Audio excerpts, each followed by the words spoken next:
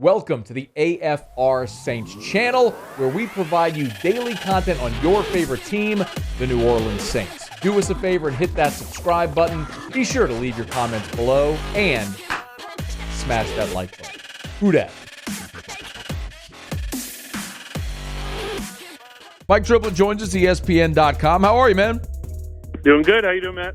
I'm really well, except that I'm kind of pissed at you. You gave me hope last week with a really well thought out salient point about how if the Saints could get past Dallas, they had a chance to win every game remaining and get healthy after 10 days off, but maybe Tampa Bay. And I got really excited last week, and then the Saints did what the Saints are right now, which is they're not very good, and they lost to Dallas. So I'm very mad at you for that. To be fair, I wasn't giving you any reasons why they would beat Dallas. I was just saying how neat it would be if they did.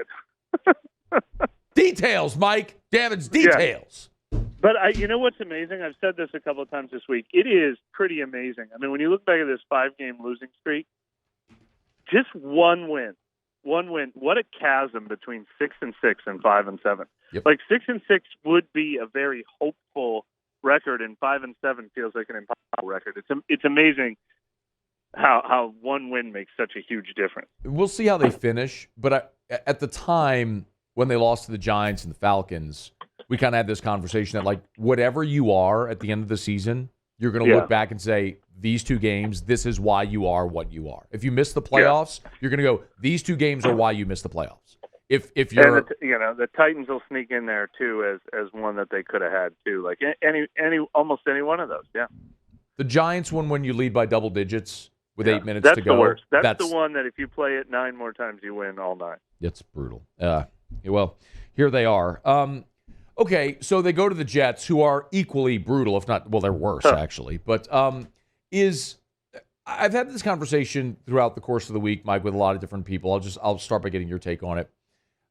I think it's tank time. You're going nowhere, and you need to realize that you need to play for the future. This may not be in this team's DNA, but how do they manage what they have with a very beat-up roster, right, bringing guys back for a team that's going nowhere?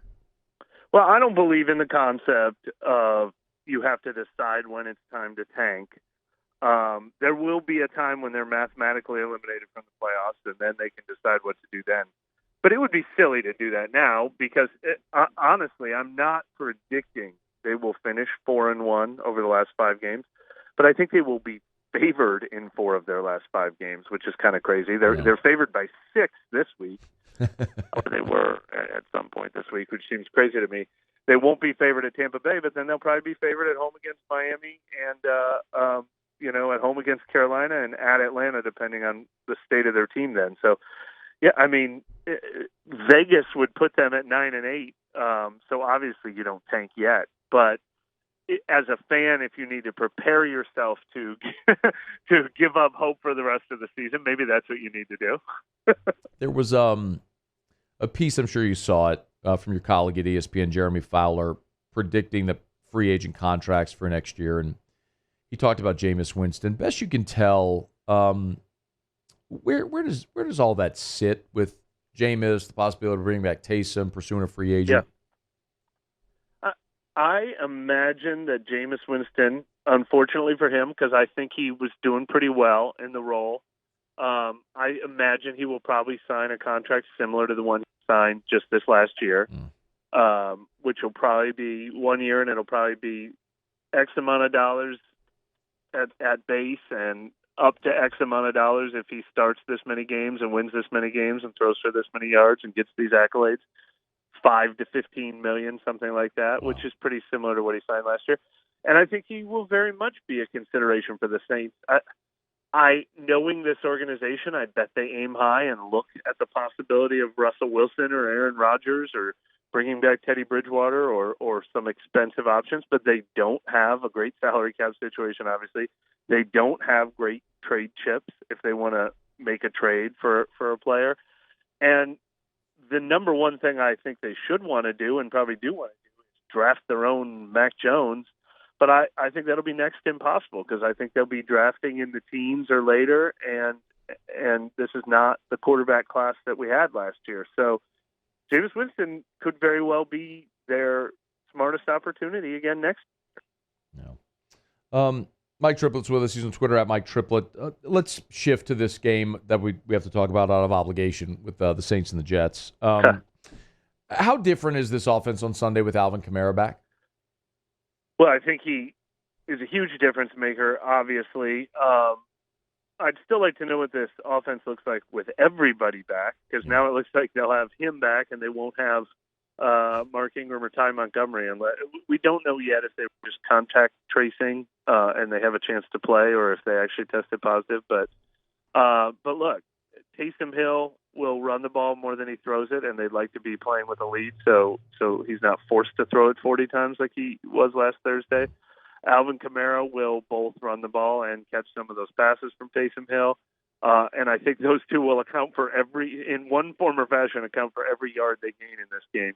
My bold prediction that we have to file was that Alvin Kamara will have at least double yards from scrimmage of all the Jets running backs combined. It's actually not crazy. So have you seen him? Like, is Kamara 100% or as close to it as we could imagine? Yeah, I mean, I don't know what that number means at this time of year, but yeah, I would have thought he was going to practice last week. Last week he practiced every day on a limited basis. He was out there the entire time we were watching individual drills before we got kicked out of practice. Now this week he is practicing fully every day, including full team drills. I think there was a chance he could have played last week, and they wanted to give him the extra 10 days. So I think it's pretty full speed ahead, yes. Okay. Now, you mentioned Mark Ingram goes on the COVID list.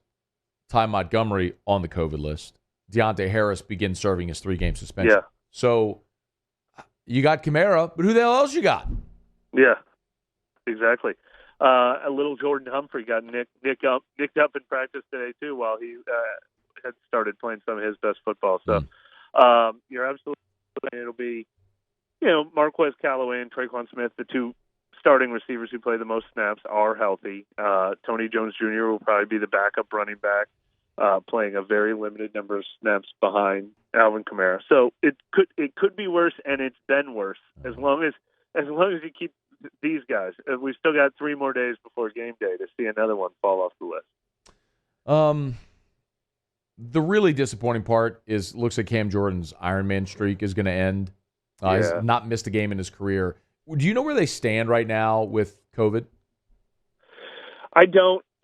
Cameron Jordan did have the possibility. The one reason there's still maybe some hope with him was he could have potentially contracted COVID on Friday night. I think he tested Friday and didn't test again until Monday. I'm not positive that's the case, but because they had the extra long weekend, and he's vaccinated, so he only needs 2 negative tests to get back. So it's still mathematically possible with the days of the week. That would be such a shame to lose an Ironman streak based on that, because it's something you can't fight through. The rules don't allow you to play. But the real irony behind that is if his Ironman streak ends, he gets replaced on the longest active current playing CIS for anyone who's not a kicker or a punter by Demario Davis, who's second on the list. No kidding. So does that include playoffs? Because I know Ndamukong Suh is on that list, but Ndamukong Suh had missed 2 games the year Cam Jordan was a rookie. I looked this up this week because of the 2-game suspension he served that year. But starting with that suspension to now, he hasn't missed a game.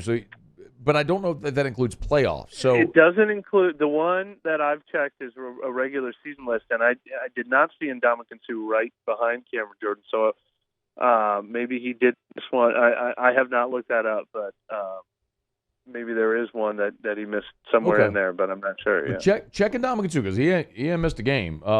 But anyway, I get confused on if it's regular season, if they include playoffs or whatever. But anyway, check on that if you would. But let's just talk specifically this matchup.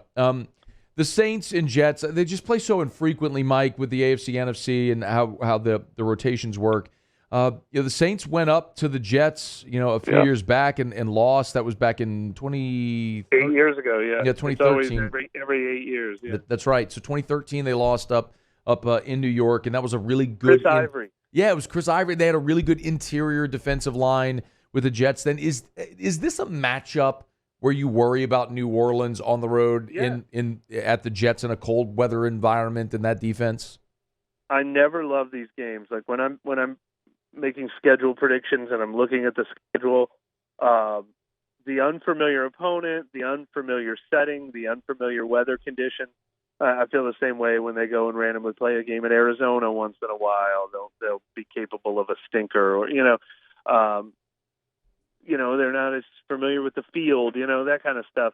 I'm always leery of those games being a dud potential game. But look, the Saints need a win so bad that they're not taking anything lightly. Their eyes are wide open. They're so eager for this. I don't think this is what the same thing you would think in a letdown game or anything like that. I think even a team like the Jets, they're not going to be like, well, we've obviously got this one. You lose 5 games in a row, you don't feel that way about any game. Chauncey Gardner-Johnson going to play? I think there's a good chance. They don't list whether he's full or limited in practice because they don't have to do that since he hasn't actually come off the IR list. But we've seen him out there during the window that's open to us each day. We're saying this today. I don't know about him for sure. We don't know about Cam Jordan for sure.